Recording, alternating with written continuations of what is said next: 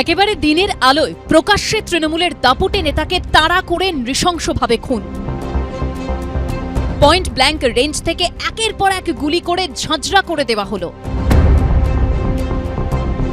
কিন্তু তারপর চারটে দিন কেটে গেলেও এখনো জানা গেল না তৃণমূলের জেলা সহসভাপতি ও কাউন্সিলর দুলাল সরকার ওরফে বাবলাকে কেন খুন করা হয়েছে। খুনের নেপথ্যে আসল উদ্দেশ্য কি?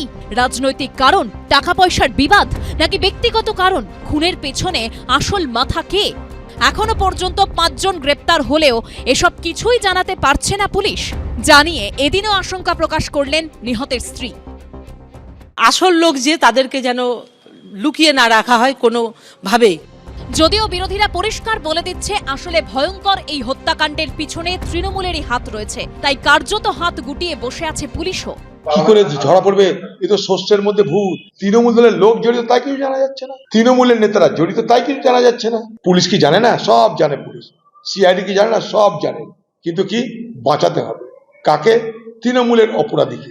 না হলে কেঁচো খুঁড়তে সাপ বেরিয়ে যাবে, তাহলে তৃণমূলের নেত্রীর বদনাম হয়ে যাবে। বিহার থেকে দুষ্কৃতী আসছে, দুষ্কৃতীরা ভাড়া করে নিয়ে এসছে কে? তৃণমূল কংগ্রেসের কোন নেতা ভাড়া করে নিয়ে এসছে? এখনো পর্যন্ত তৃণমূল নেতাকে খুনের ঘটনায় 5 জনকে গ্রেপ্তার করেছে পুলিশ। যদিও অধরা বাবলু যাদব, রোহন রজক নামে 2 জন, যাদের অন্যতম ষড়যন্ত্রী বলে দাবি করছে পুলিশ। এমনকি মালদা জেলা পুলিশের তরফে এই 2 জনের সন্ধান পেতে 2 লক্ষ টাকা পুরস্কারও ঘোষণা করা হয়েছে।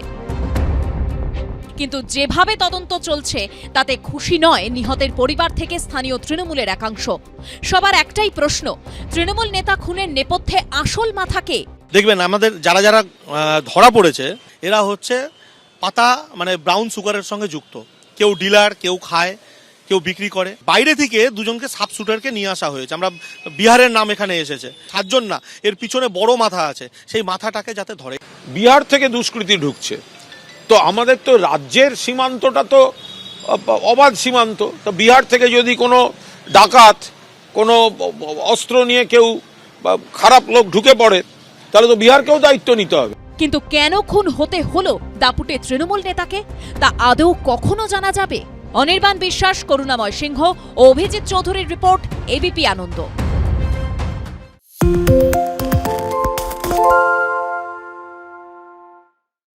সত্য অন্তহীন, সত্যের খোঁজও তাই, সত্য সন্ধানে তাই আমরা অক্লান্ত, অকুতভয়। এবিপি আনন্দ নতুন ভাবনার প্রতীক, যা মনে মুক্ত, তথ্যে যুক্ত এবং যাবতীয় সীমানার বাঁধন থেকে মুক্ত।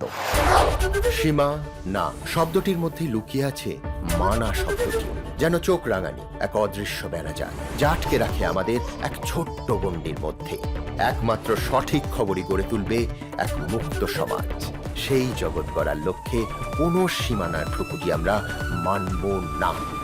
এবিপি আনন্দ এগিয়ে থাকে, এগিয়ে রাখে।